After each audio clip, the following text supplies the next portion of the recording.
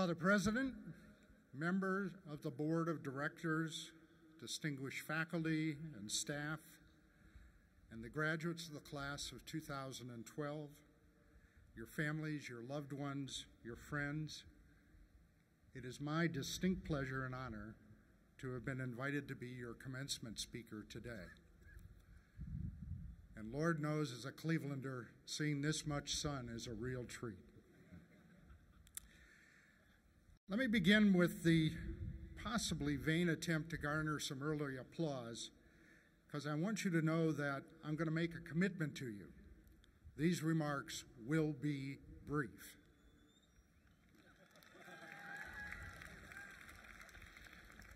You guys must be college graduates.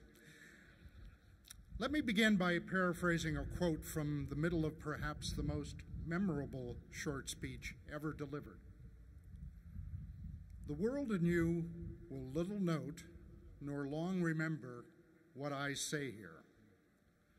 But you, your family, and your friends can never forget what you have accomplished here. This is an occasion you'll remember for the remainder of your lives. Enjoy every moment of it. You earned it. We refer to today's event by usually one of two words, graduation or commencement, and both words are appropriate in their own way. Graduation comes from the medieval Latin word graduare, which means to honor. This term looks backwards in time, celebrating all the wonderful accomplishments you achieved during your time here at John Carroll. Commencement, on the other hand, is derived from the French word commencer, meaning to begin or to start.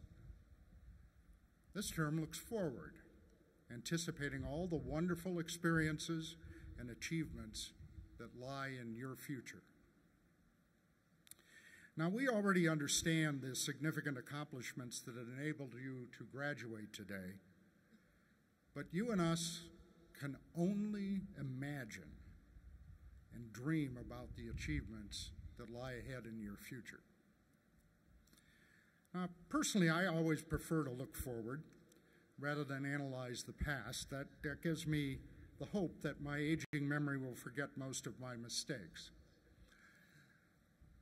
and prefer to anticipate the future, possibly less these days for myself as for my children and grandchildren. But there is an advantage to age, believe it or not, and the real advantage is that I can try to share with you some of the experiences that occurred in my future as I attended the commencement exercises here at John Carroll in the 1960s as a member of the mathematics faculty. Frankly, I could never have anticipated the future experiences in my life.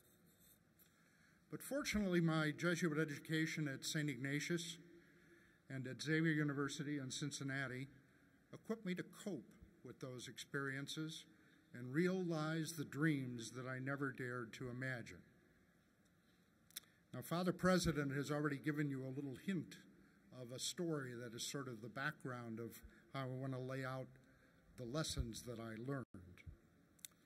Turns out that during my undergraduate days at Xavier, I was actively involved in a social action group called the Sodality.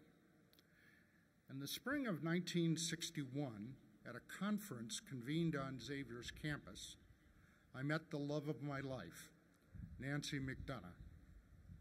She was a student at Marygrove College in Detroit and had graduated in the second graduating class of Magnificat High School on the West Side. We married in 1964, and over the past 47 and a half years, we've raised 3 children and welcomed 7 grandchildren into our family. After I received my master's degree in mathematics in 1963 at Xavier, my first job was to be on the faculty of the math department here at John Carroll. At the same time, I was also working on a PhD in mathematics at Case Western Reserve. And in the spring of 1967, at a faculty meeting here at John Carroll, we had a conversation about one of our graduate students and decided that he was not performing well enough to continue in the program. So we drew straws to decide who would meet with him and give him the news, and of course, I got the short straw. As I prepared for that meeting, I decided that I should couch my remarks pretty much in the same way that I would want to hear them if, God forbid, the roles were reversed. So I sat him down and explained the situation, delivered the bad news. He was obviously disappointed, but I assured him that he was certainly capable of finding a different but no less successful career in another field. About a year later, I got a phone call. The student called me and asked if he could drop by my office for a visit. I said, of course, but frankly, I was a little apprehensive about how that conversation might go, depending on how his first year out of school had gone. But as he came into my office, he had a big grin on his face, and he said, "Mr. Geschke, the best thing you ever did is kick me out of here. I got a job selling computers at General Electric, and I've made so much money this first year that I simply had to come by and thank you. And I've been trying to decide how I could possibly show you my gratitude. And I'm wondering, would you like me to teach you how to program a computer?" So this student, whom I had kicked out of graduate school, spent his evenings during the summer of 1967 teaching me and two of my fellow John Carroll faculty colleagues, Bob Colasar and the late Leo Schneider, how to program in Fortran. Well, my wife, Nan, almost immediately noticed that I was having a lot more fun and excitement working with this computer than on a very esoteric PhD thesis at Case Western Reserve. So her advice to me was characteristically simple but powerful. "Chuck, you need to follow your dreams. We and the kids will figure out how to support you."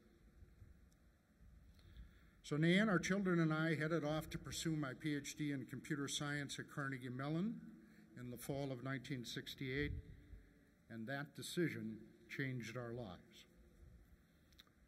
So why did I tell you this story? Well, upon reflection, I realized that I learned some of the most important life lessons from this single episode early in my career.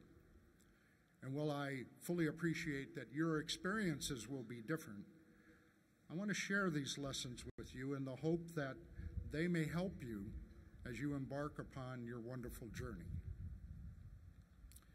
Lesson number 1. If you marry, marry well.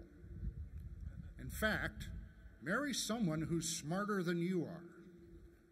Luckily, I did, and it made all the difference in my life. Lesson number 2. Pursue your passions and dreams wherever they lead you. Don't settle for less. I promise you will not be happy if you do that. Now, sometimes this will require you to take a risk, take a chance, to follow the road less traveled, and yes, possibly to fail. But I encourage yourself never to put yourself in the position that makes you ask yourself later in life that most depressing question of all: what if? Don't do that. Don't let that happen.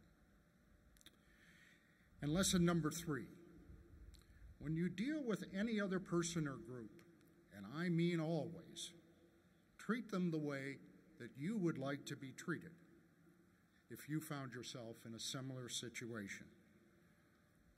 That lesson has influenced and reinforced things in my life, not only personally, but in my business life and in the building of our company as well.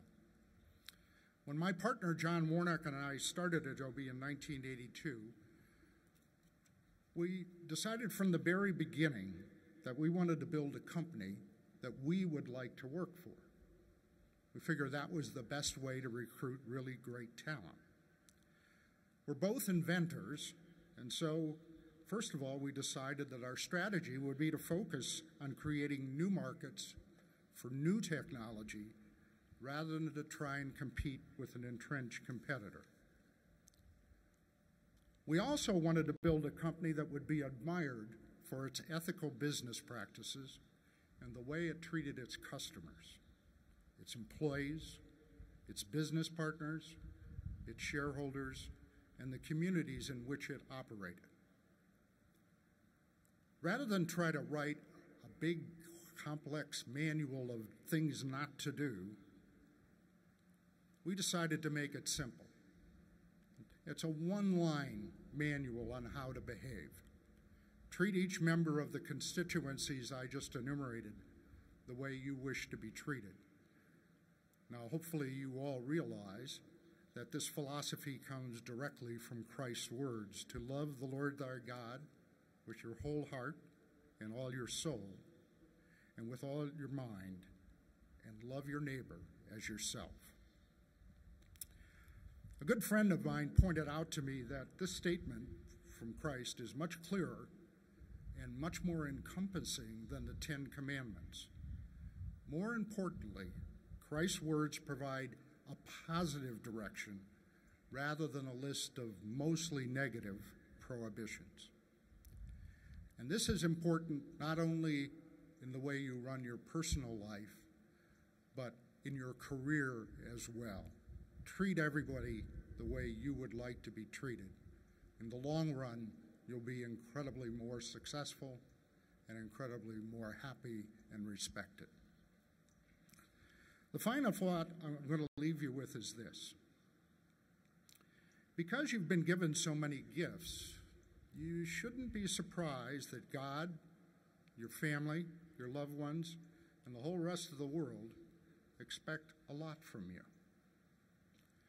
Whatever your philosophy or ideology as you pursue your careers and live your lives, reach down the ladder of opportunity and see if there's someone that you can pull up a rung or two.